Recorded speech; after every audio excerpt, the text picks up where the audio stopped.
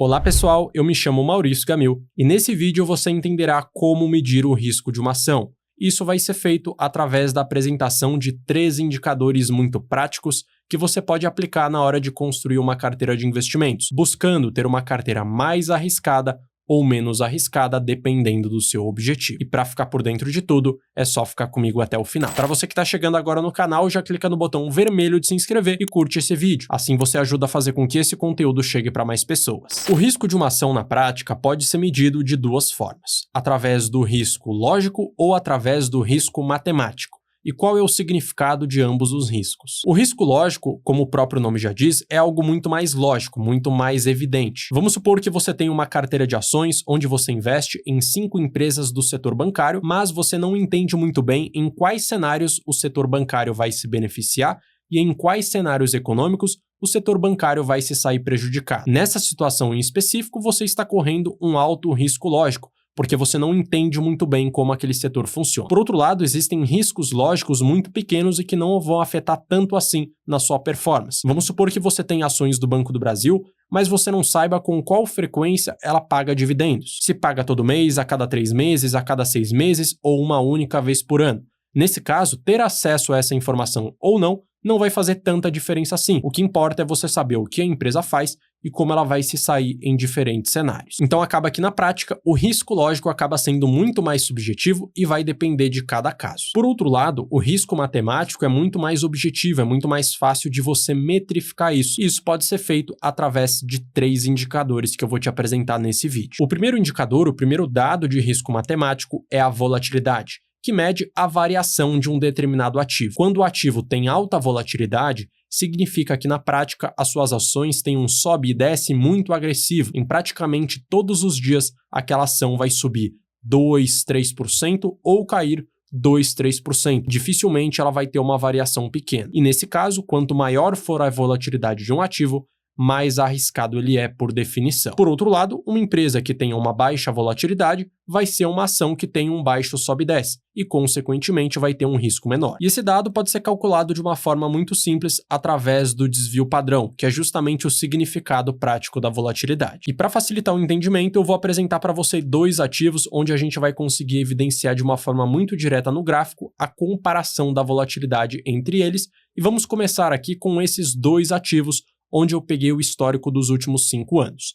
Em roxo, nós temos o ativo SPY, que copia o índice norte-americano S&P 500, onde nós temos empresas com alta e baixa volatilidade. Já em azul, o ativo de código SPLV, ele pega apenas as empresas de baixa volatilidade presente no S&P 500. E o que podemos observar aqui? Que num cenário de alta, onde a bolsa americana subiu bastante, o ativo de baixa volatilidade subiu muito menos. Por outro lado, num cenário de queda muito grande do índice S&P 500, as empresas de baixa volatilidade caíram muito menos também, e a gente consegue também perceber essa informação nos anos mais recentes. Pegando, por exemplo, só no ano de 2025, veja como em roxo o S&P 500 caiu muito mais do que apenas as empresas de baixa volatilidade. Então, se você tem um perfil mais conservador na hora de investir, buscar por empresas de baixa volatilidade faz mais sentido. Por outro lado, se você tem um perfil mais arrojado, você também pode adicionar empresas com alta volatilidade que vão ser muito boas num cenário de alta. E como você consegue ter acesso a essa informação na prática das ações das empresas aqui do Brasil? Primeiramente, você vai digitar no Google B3 desvio padrão e vai clicar no primeiro link, desvio padrão volatilidade dos ativos. Clicando e acessando o site, você vai cair nessa tela onde você vai conseguir alterar o período de consulta, e a minha recomendação é que você coloque no prazo máximo de 12 meses e vai poder digitar o código da ação que você quer pesquisar essa informação ou também do ETF listado aqui no Brasil. Depois disso, tendo pesquisado, você vai cair nessa tela para cada ativo que você pesquisar. Nesse caso, nós temos aqui o BOVA11 e a volatilidade anualizada de 15,04%. Em comparação, a Taesa, que é uma empresa do setor elétrico, tem uma volatilidade de 14,66%, o que significa que a Taesa é uma empresa muito menos volátil e, portanto, muito menos arriscada do que o índice Bovespa e pode acabar fazendo sentido, através dessa informação, investir nessa companhia. Entendendo o conceito de volatilidade, podemos partir para o segundo indicador de risco, que é o beta, que é uma derivação prática da volatilidade. O beta nada mais é do que a volatilidade de um ativo em comparação à volatilidade do índice de referência de mercado. Quando a gente fala de ações brasileiras, estamos comparando a ação com o Ibovespa, e quando falamos de ações dos Estados Unidos, comparamos aquela ação com o índice S&P 500. E dentro do beta existem 3 possibilidades. Uma empresa com um beta menor do que 1, por exemplo, 0,9, 0,8 ou 0,7, que vai significar que aquela empresa tem uma volatilidade menor do que o índice daquele mercado e, portanto, é menos arriscada. Temos empresas com betas exatamente igual a 1,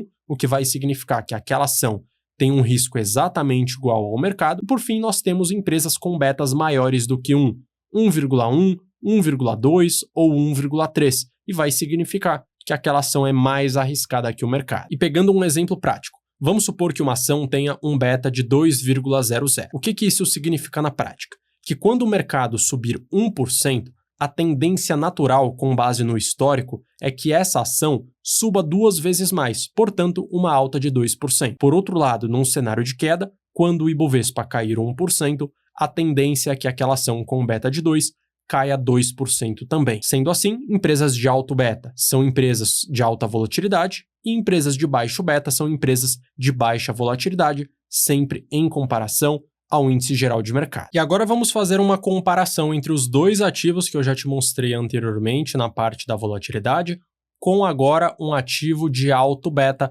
como você pode estar vendo na tela. Pegando aqui o histórico dos últimos 5 anos novamente, e o ativo novo é o ativo em laranja, que pega apenas as empresas de alto beta presentes no índice S&P 500. E o que podemos observar? Que num cenário de alta que aconteceu do início desse período, de abril de 2020 até o início de 2022, as empresas de alto beta subiram muito mais.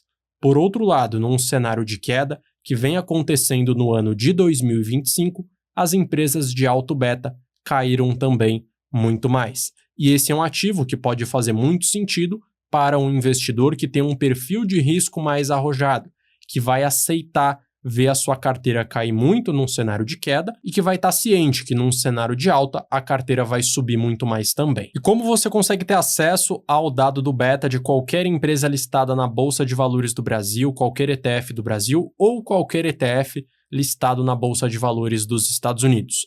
Basta você digitar no seu navegador Yahoo Finance e clicar no primeiro link para acessar o site oficial de finanças do Yahoo, aquele e-mail antigo que você já deve conhecer. Depois disso, você vai digitar na barra de pesquisa o ativo ao qual você quer saber o beta, nesse caso, TAE E11, que se refere à Taesa, uma empresa de energia elétrica aqui do Brasil, vai clicar no ativo e vai cair nessa tela, onde, entre diversas informações que você consegue verificar, você também vai conseguir encontrar o beta. Nesse caso, ele está aqui indicado onde tem essa seta e o valor do beta da Taesa fica em 0,3. E para esse site em específico, o Yahoo Finance calcula com base nas variações do preço da ação mensal dos últimos 5 anos, como você pode estar vendo aqui. Monthly, que se refere a mês, e 5Y, que se refere a 5 anos em inglês, e você consegue encontrar qualquer tipo de informação do beta para qualquer ativo listado em qualquer bolsa de valores do mundo. E o terceiro e último indicador é a correlação, que vai ser muito útil para você pensar numa carteira de investimentos diversificada, porque ele mede o quanto duas ações andam ou não andam juntas. E esse dado pode ser medido através de uma gradação, que vai de 0 até o 100% positivo e de 0 a menos 100% no caso negativo. E você pode estar vendo a gradação de uma maneira um pouco mais detalhada. Se a empresa tem uma correlação entre outra ação entre 0 a 0,19, ela tem uma correlação bem fraca. Se fica entre 20% e 39%, a correlação é fraca e esse dado vai subindo até uma correlação muito forte, que pode chegar até a 100% ou menos 100%. E quando você quer ter uma carteira diversificada, você vai buscar empresas que tenham entre si uma correlação fraca ou bem fraca, porque quando uma ação subir, a outra vai cair e vice-versa. Quando o mercado apresentar uma queda muito absurda no curto prazo porque saiu uma notícia negativa, pode ser que uma ação despenque, mas a outra segure a sua carteira. Esse é o intuito de você olhar para a correlação. E vamos pegar aqui 2 ativos com uma correlação bem fraca. Um deles, eu já falei algumas vezes nesse vídeo, que está em roxo, o SPY, que copia o índice americano S&P 500, e nós temos em azul o IAU, que é um ETF que pega a variação do preço do ouro, e para ambas as informações nós temos as variações dos últimos 10 anos. E o que podemos observar em alguns momentos em específico? Que esses ativos têm uma correlação muito pequena. Em alguns momentos, onde o índice S&P 500 sobe bastante, como você pode estar vendo aqui mais ou menos, de 2020 até 2022, em roxo, o ouro apresentou uma queda e ficou andando de lado em alguns momentos. Então, ali de 2020 até 2022, o ouro praticamente rendeu zero, enquanto o S&P 500 teve um rendimento muito alto. Por outro lado, quando a gente pega agora no ano de 2025, nós vemos o S&P 500 despencando, enquanto o ouro está subindo bastante, o que prova que na prática, através desse gráfico, através de uma evidência das variações dos ativos, ambos os ativos têm uma correlação muito pequena. E como a gente consegue comprovar isso? Pegando num site que mostra a correlação oficial, que mostra o número oficial da correlação entre dois ativos, duas empresas ou dois ETFs, e nesse caso esse site vai pegar apenas informações de ativos estrangeiros. Primeiramente, você vai digitar no Google Portfolio Visualizer, Asset Correlation e vai clicar no primeiro link, Asset Correlations. Entrando no site, você vai digitar o código daquela ação dos Estados Unidos ou daqueles ETFs. No meu caso, eu quero fazer o cálculo da correlação do ativo SPY em relação ao ativo IAU. Vou colocar a base de correlação com dados diários para a gente ter uma precisão maior das informações. Eu vou pegar também a correlação que sempre pega intervalos de 120 dias. E o que nós temos de resultado?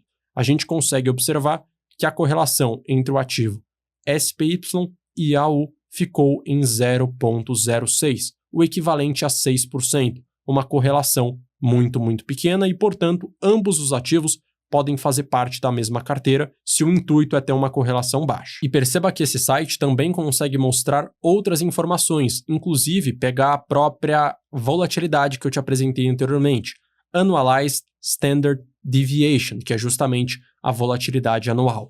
Nós temos que o S&P 500 tem uma volatilidade de 15,08, enquanto o ouro tem uma volatilidade maior, 16,82%. E a partir da correlação, você consegue também ter um guia para diversificar bem a carteira. E como você consegue construir uma carteira de investimentos olhando para todos esses indicadores de risco? Primeiramente, é importante deixar claro que você não pode utilizar apenas essas informações para montar uma carteira. Você não pode olhar para uma empresa, ver que ela tem um baixo beta e querer montar uma carteira com aquele ativo, só porque o beta é baixo. E o mesmo se aplica se o beta for alto, se a volatilidade for baixa ou a volatilidade for alta. É preciso avaliar um conjunto de informações. Então vamos supor que você analisou uma empresa, entendeu que ela pode fazer muito sentido na sua carteira e como você tem um perfil mais conservador, você foi conferir o beta e verificou que o beta fica entre 0,5 e 0,6. Nesse caso, é um ativo que pode entrar na sua carteira, porque você entendeu o que a empresa faz, avaliou o seu modelo de negócios e, além disso, você confirmou que é uma empresa de baixo risco. Então é dessa forma que você tem que olhar para qualquer um desses indicadores. E se você quer entender como automatizar o processo para investir num conjunto de ações mais arriscadas ou menos arriscadas, de acordo com o seu objetivo, eu tenho um curso de investimentos onde você aprende a fazer isso na prática. Dessa forma, suas decisões de investimento vão ser muito mais seguras, porque você vai ter um método claro para aplicar na sua carteira, vai ter um maior potencial de retorno a longo prazo, sem que você precise ficar horas e horas estudando e acompanhando o mercado. Para mais informações, é só escanear o QR Code e entrar no site ou clicar no primeiro link da descrição do vídeo. Então nesse vídeo você conseguiu ter acesso a 2 diferentes tipos de risco e 3 indicadores que podem ajudar você a identificar uma ação mais ou menos arriscada. Se você gostou, curte, se inscreve e ative o sino para que sempre que sair um vídeo novo por aqui você seja informado. Eu vou deixar na tela também um outro vídeo recomendado para você saber exatamente o próximo vídeo a ser assistido. Um grande abraço e até a próxima.